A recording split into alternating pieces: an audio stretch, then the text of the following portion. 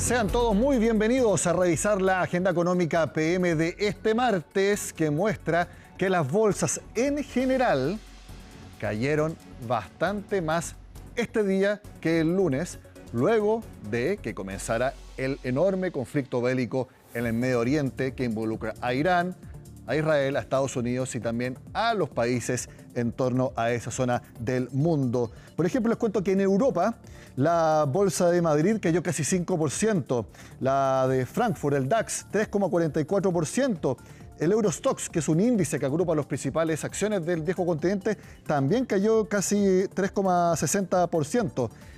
En Asia, más temprano este martes, la bolsa de Tokio cayó más de 3%, lo mismo que el Topix de Corea del Sur o el Hang Seng de Hong Kong. La bolsa de Shanghái incluso 1,54% de baja.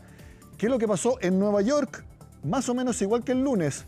Poca reacción, pero todos los indicadores en rojo. Incluso en su conjunto, el New York Stock Exchange cayendo más de 1,5 puntos. Entonces tenemos efectivamente que las bolsas más fuerte que el lunes. Incluso el IPSA de Santiago también cayendo bastante, casi 3%, más o menos lo mismo que el lunes. También les cuento que el petróleo poco a poco está cerca de llegar a los $90 el barril. Por ejemplo, el Brent superó los $80. El WTI está cerca, $77 el barril. Ambos índices subieron en torno a 5% durante la mayor parte del martes. No cierra prácticamente el petróleo, se cotiza constantemente. ¿Y qué fue lo que pasó con el dólar? Se disparó, superó los 900 pesos y como ven en pantalla, está casi en 910. Malas señales de que el mercado está viendo que ese conflicto puede durar más de lo que se pensaba inicialmente el lunes. La verdad es que nadie puede anticipar cómo se va a desarrollar ese conflicto y eso también lo saben en el mercado. Las bolsas desarrolladas caen más de un 3%. El precio del petróleo supera los $77 por barril y el dólar se fortalece como un activo refugio. Es decir, el mercado comienza a internalizar que el conflicto podría extenderse y generar un shock energético mucho más persistente. El impacto ya se siente en los mercados emergentes. El índice de mercados emergentes cae cerca de un 4%, la bolsa latinoamericana está cayendo un 6% y la chilena un 4,5%. Las monedas emergentes retrocedieron frente al dólar. Esto marca un giro importante, porque hasta la semana pasada los emergentes acumulaban retornos casi a un 14% en el año. Importador neto del petróleo, por lo que un crudo más caro impacta en la inflación interna y podría limitar el espacio para futuras bajas del Banco Central. Que antes de este evento se esperaba que se redujera un 0,25% para el mes de marzo. Vamos a seguir revisando cómo se van desenvolviendo las bolsas, los mercados, los distintos índices durante este conflicto. ¿Y quieren hablar de conflictos? La reunión tan anunciada entre el presidente actual, Gabriel Boric, y el electo José Antonio Kast duró 22 minutos. No que hayan hablado 22 minutos. Desde que José Antonio Kast llegó a La Moneda, fue a los pasillos hacia la oficina, estuvo con el presidente actual y se fue, 22 minutos. Un total fracaso que muestra que las relaciones entre el actual gobierno y el entrante están absolutamente cortadas y ambos mandatarios lo dejaron claro luego de esta muy rápida reunión. Lo que hemos visto es que van a haber acusaciones de mentiras, de falta de información. Yo les digo, todo eso es falso. Acá están nuestros ministros, acá estoy yo, y a los chilenos y chilenas les doy mi palabra, que en todo momento por parte de nuestra administración ha existido plena disposición y seguirá existiendo hasta el 11 de marzo de que el traspaso sea absolutamente transparente e impecable. Y en base a todo esto, más el colorario de la reunión de hoy día, donde yo en la reunión privada inicial le solicito al presidente una aclaración de sus dichos para que no quede duda de lo que se conversó en ese día 18 de febrero, es que le ponemos término al proceso de traspaso que habíamos iniciado, porque no confiamos en la información que se nos está entregando. Y en adelante, de aquí al 11, de aquí en pocos días, nos vamos a seguir preparando, trabajando en lo que va a ser la recepción del gobierno. Bueno, una de las cosas que comentaba José Antonio Kast de que no le creen al gobierno en lo que se les informa es en los números fiscales. Bueno, yo les cuento que la Dirección de Presupuestos informó que en enero hubo un superávit fiscal de 0,2% del PIB. Eso a pesar de que hubo una fuerte caída en los ingresos, pero eso tiene que ver con una base de comparación que hubo respecto a dos situaciones particulares que se dieron el año pasado a esta altura y que no se van a seguir dando. Me refiero a ingresos por impuestos sustitutivos y también por otro aspecto que no recuerdo.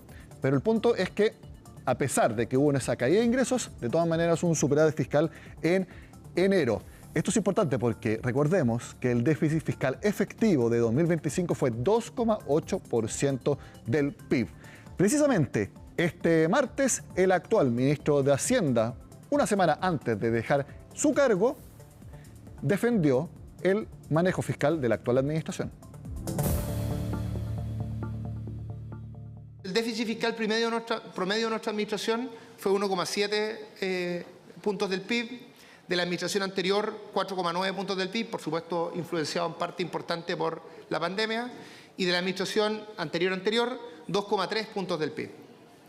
Entonces aquí tal vez una primera diferencia, el ocupar la expresión la situación fiscal se ha deteriorado, no necesariamente se condice con los datos. Lo que ha pasado es que nosotros nos pusimos metas que implicaban una mejora sustantiva de la situación fiscal y eso fue lo que no ocurrió. Es decir, la situación fiscal mejoró menos de lo que nosotros esperábamos o de las metas que nos autoimpusimos. Por supuesto, cuando uno se pone metas y los resultados son distintos de esas metas, eso requiere una explicación, pero no es correcto, si uno mira los datos, afirmar que la situación fiscal se ha deteriorado. El fin de semana se conoció la encuesta Criteria, que recordemos la veíamos todos antes de las elecciones presidenciales. Bueno, ahora le preguntó a las personas distintas cosas sobre el gasto fiscal, reducción de gasto público, etc. Bueno, 64% de los consultados considera que el gasto de recursos públicos es ineficiente por parte del Estado. Y otra pregunta es la que vemos acá en pantalla. Pensando en el gasto público, ¿qué tan de acuerdo o en desacuerdo está con las siguientes medidas para rebajar el gasto? Por ejemplo, reducir el número de funcionarios públicos. 6 de cada 10 personas está de acuerdo o muy de acuerdo. Y solamente 2 de cada 10 está en desacuerdo. Bajar los sueldos de funcionarios públicos. Más de la mitad también está de acuerdo o muy de acuerdo. Y solamente 23%, 1 de cada 4, no está de acuerdo. Disminuir los bonos y subsidios que reciben las personas o sus familias. Aquí 2 de cada 3 personas piensa que no hay que hacerlo y apenas 13% cree que esa es una medida correcta. Y finalmente, reducir el presupuesto para ciertos programas sociales, muy parecido a la pregunta anterior. Aún más personas están en desacuerdo. 3 de cada 4. Lo que sí está claro es que hay que ver la forma de reducir el gasto público y parece que por acá está una de las opciones al menos preferidas por parte de las personas encuestadas por Criteria. Cambiamos de tema. En marzo todos sabemos la cantidad de gastos que hay que hacer este mes y uno de ellos es el permiso de circulación. Bueno, un estudio de AutoFact indica que hay cobros indebidos en distintas municipalidades, a veces cobrando más de lo que corresponde, pero también a veces cobrando menos. Todo lo explica Natalia Muñoz. ¿Pagó su permiso de circulación? ¿Ya está lista? Estoy lista, sí, claro. Lo importante es hacerlo a tiempo, está en lo correcto. Lo que me cobran a mí es lo que corresponde, ¿no? Sí, la idea es hacerlo antes para después no tener que hacer fila y cosas. Todo perfecto, todo en orden. Comienza marzo, un mes lleno de gastos y como ya es habitual hay que pagar el permiso de circulación. Pero hay que estar muy atentos porque hay un estudio que revela pagos incorrectos en un 47% de las personas. En AutoFact hicimos un estudio, tomamos como base de datos las 100.000 patentes, muy representativas del parque automotriz chileno, y nos dimos cuenta que la mitad de las personas no paga el permiso de circulación que efectivamente le corresponde pagar. De esta mitad un 35% paga de más y un 15% paga menos. Un tercio de los vehículos estarían pagando de más en el permiso de circulación. El problema estaría en una falla en el cruce de información del padrón con los datos de tasación fiscal del Servicio de Impuestos Internos, tal como le ocurrió a Andrés. En esa lupita aparecen las características del vehículo y me encontré que tenía en la tasación una cantidad de cosas, de equipamiento, como techo corredizo, sistemas de avanzados de mantención de carril, una cantidad impresionante más de equipamiento que la verdad que traen los vehículos y lo que está facturado. ¿Por qué yo estoy pagando un permiso de circulación por un vehículo que no es el que tengo? Equipamientos asociados y discrepancias en las versiones de un mismo modelo de vehículo llevaría a cobros excesivos de hasta 45.000 pesos en promedio, según el estudio de Autofac. Hay un problema estructural, no hay una estafa, no hay un dolo como tal, no podemos decir eso, sino que hay un problema estructural en que el registro civil habla su propio lenguaje cuando se inscribe un vehículo, se inscribe a través de la factura. La factura aguanta harta información, se coloca un detalle del modelo y el Servicio de Impuesto Interno por su lado habla otro lenguaje cuando realiza la tasación de los vehículos, cuando libera esta base de datos de manera anual. Lo que pasa realmente en este caso y la tasación de los vehículos tiene que ver con esta publicación que se hace año a año, posiblemente el detalle de cada uno de los modelos de los vehículos hoy día no esté dentro. Por lo tanto, deja responsabilidad a los municipios para poder hacer una asimilación, así se llama, del vehículo. Escenario que podría generar un impacto superior a los 53.000 millones de pesos en la recaudación municipal, donde el problema estaría en la poca data del gran campo automotor de nuestro país y la asimilación por parte de los municipios. Nos sorprende. Primero porque en el sector automotor no teníamos noticias de que hubiese discrecionalidad en el pago de estos permisos desde el año 2011 hasta la fecha. Habrá que ver si es que corresponde realizar alguna recaudación adicional para ciertos casos o si bien corresponde devolver los dineros que se hayan cobrado a muchos contribuyentes. Y esto ocurre hace mucho tiempo, así es que no te diría que... Lo que sí podríamos decir es que Servicio de Impuesto Interno podría, ¿cierto?, de aquí en adelante, entendiendo que ya es una inquietud ciudadana, digámoslo así, ser un poquito más granular y más específico con todos los modelos del mercado. Las municipalidades con mayor cantidad de errores en los cobros son Freire, Alto Hospicio y Arica, y los modelos con más sobrecobro, el Citroën C3 y el Chevrolet Spark GT. Mientras que en el más vendido con más variaciones está la Toyota Hilux. ¿Cómo saber si me están cobrando de más? En el permiso de circulación que ya tienen, hay una línea que dice código SII y por lo tanto en la página de impuestos internos uno ingresa el código y el año y entrega el valor exacto que debería salir el permiso de circulación. Entonces, si la municipalidad clasificó mal el modelo y está cobrando un valor distinto, hay que reclamar.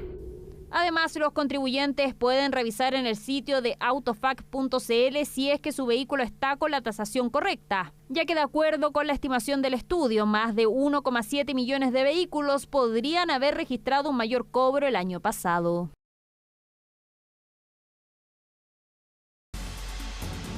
Hacemos la pausa en Agenda Económica. Antes los dejo con una pregunta. ¿Existe alguna posibilidad de que se apruebe la sala cuna universal antes del cambio de mando el 11 de marzo? Lo empezamos a responder al regreso acá en Agenda Económica.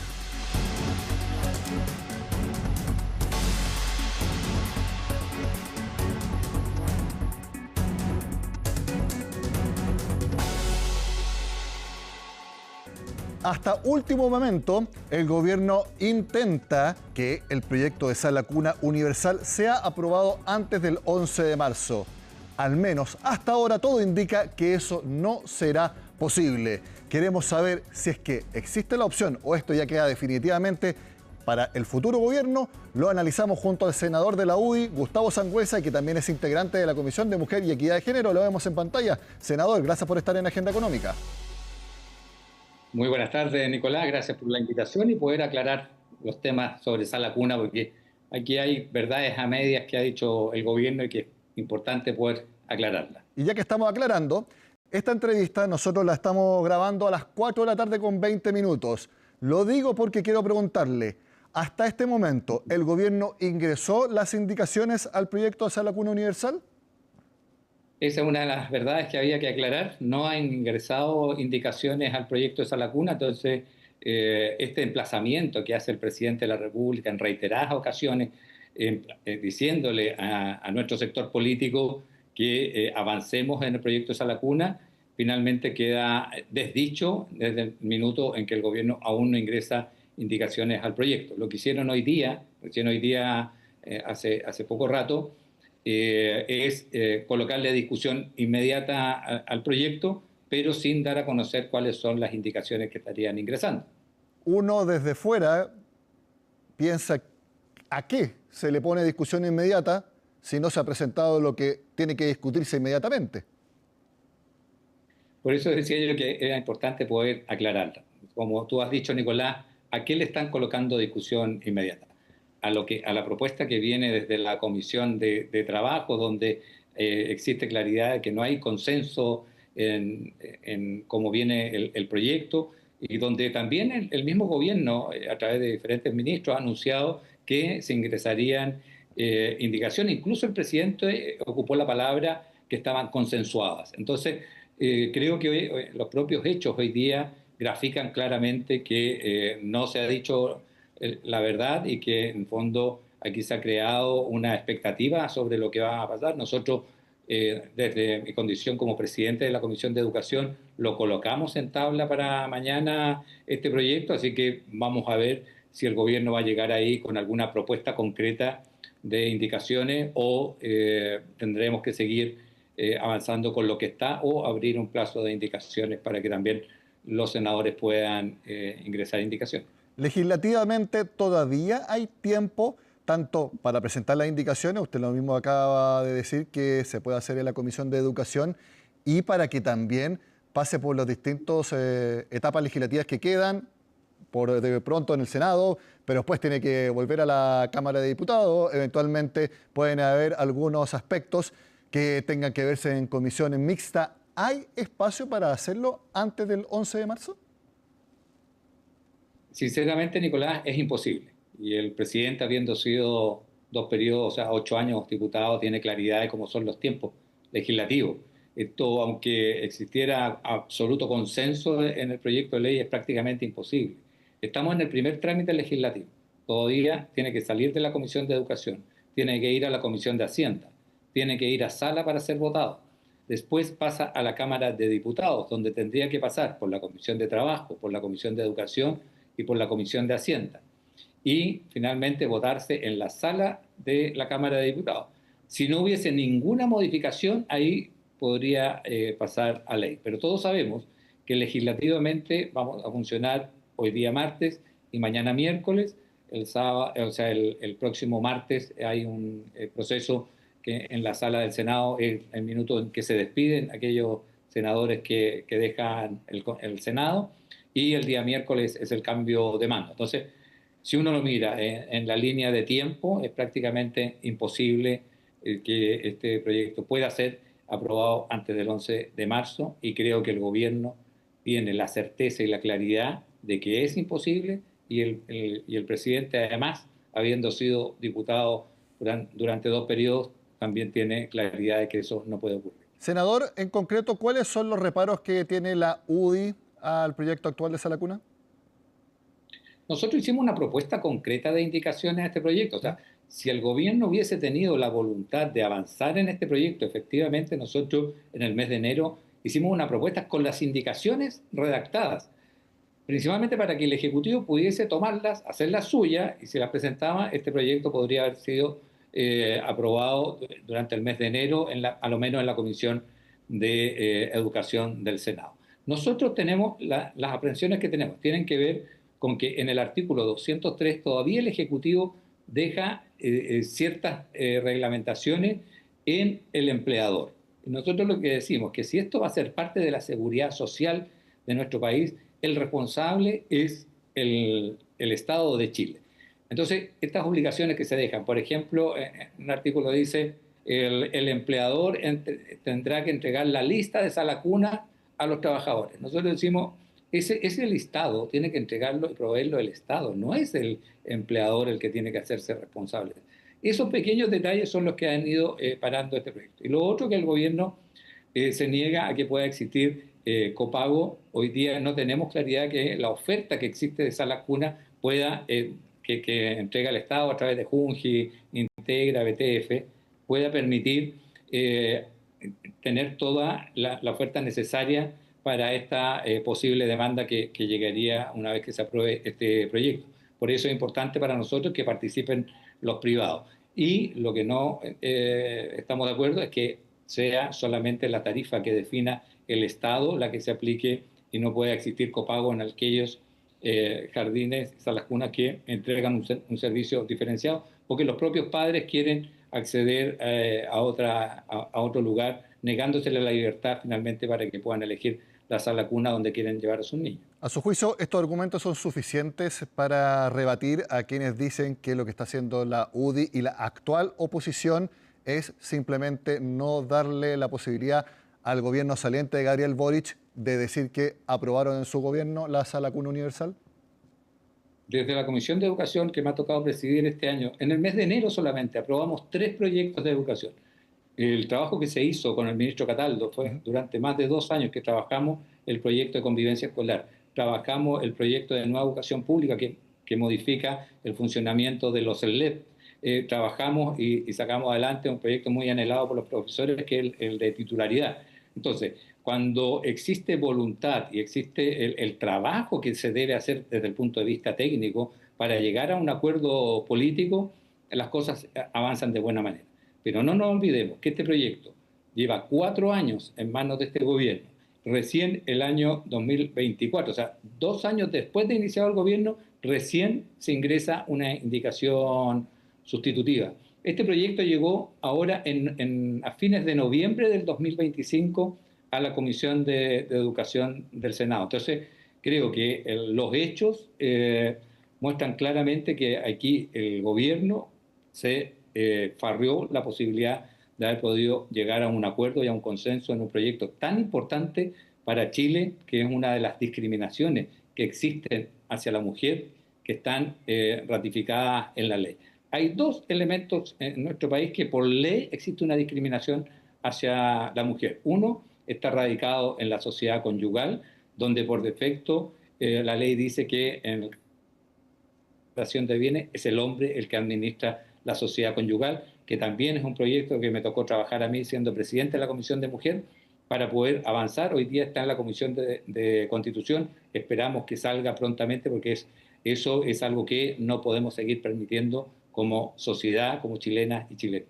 Y la otra discriminación hacia la mujer radica en el Código del Trabajo, en el artículo 203, donde existe también consenso, y esto es absolutamente transversal, que eso hay que eliminarlo, y la forma en cómo se debe eliminar es donde no hemos logrado y es donde el gobierno no tuvo la voluntad para llegar a un acuerdo. ¿Ha podido conversar con las futuras autoridades de que esto sea prioridad para el gobierno de José Antonio Kast desde un comienzo y no suceda lo que usted mismo señala, de que se postergó para solamente el final de la actual administración la celeridad en el trámite de esta iniciativa? Nosotros estamos esperando que el gobierno asuma este proceso tan largo de transición entre un gobierno donde tenemos 2 presidentes, un presidente en ejercicio o un presidente saliente y un presidente entrante, es bastante complejo. Hemos visto incluso las confrontaciones que hemos tenido hoy día mismo. Entonces, nosotros estamos esperando que efectivamente asuma el nuevo gobierno, y este es uno de los proyectos prioritarios, porque para mí esta es una prioridad para Chile. Yo espero seguir siendo parte de la Comisión de Educación, eso todavía está en proceso de terminarse el acuerdo administrativo en el Senado, y desde esa vitrina no te quepa ninguna duda, Nicolás, que vamos a hacer todas las gestiones necesarias con la futura ministra de Educación, María Paz Arzola, y también con el ministro de Hacienda, Jorge Quiroz, para poder sacar a la brevedad, porque este proyecto también forma parte del programa presidencial de José Antonio Kast. Senador, ya que mencionó el tema, lo que sucedió hoy en esta reunión express de apenas 20 minutos entre el actual presidente y el futuro mandatario, ¿cree que estas relaciones que están cortadas. Eso quedó absolutamente claro. Ya me parece que no van a hablar más, menos el presidente, y tengo mis dudas de que los ministros, al menos no de manera oficial. ¿Cree que esto es una mala señal de cara a la actividad legislativa de la próxima administración? Nosotros esperamos que esto no se traspase al Congreso. Nosotros somos un órgano independiente del gobierno de turno, donde también existen otros códigos que han perdurado en el tiempo. El diálogo que hemos tenido hoy día con diferentes senadores de diferentes bancadas ha sido el que tiene que primar. Aquí este es el lugar, su nombre lo dice, el Parlamento, donde estamos obligados a dialogar y no dejarnos contaminar tal vez por la contingencia política que puede haber en el día a día. Nosotros, en el fondo, esto siempre se ha buscado la manera de ir consensuando, y cuando hay consenso, cuando hay disposición, hemos logrado avanzar en proyectos importantes. El proyecto de la reforma de pensiones sale a través del diálogo que se hace, y ahí recordemos que el presidente de la Comisión de Trabajo, Juan Antonio Coloma, llevó un diálogo permanente con el Ejecutivo, pero también con los parlamentarios de gobierno. Y eso es finalmente lo que permite avanzar en políticas que vayan a solucionarle los problemas del día a día a las chilenas y chilenos. Senador Gustavo Sangüesa, muchas gracias por su tiempo con Agenda Económica. Que esté muy bien. Gracias, Nicolás. De esta forma terminamos la Agenda Económica PM de este martes. Sigan acá en CNN Chile.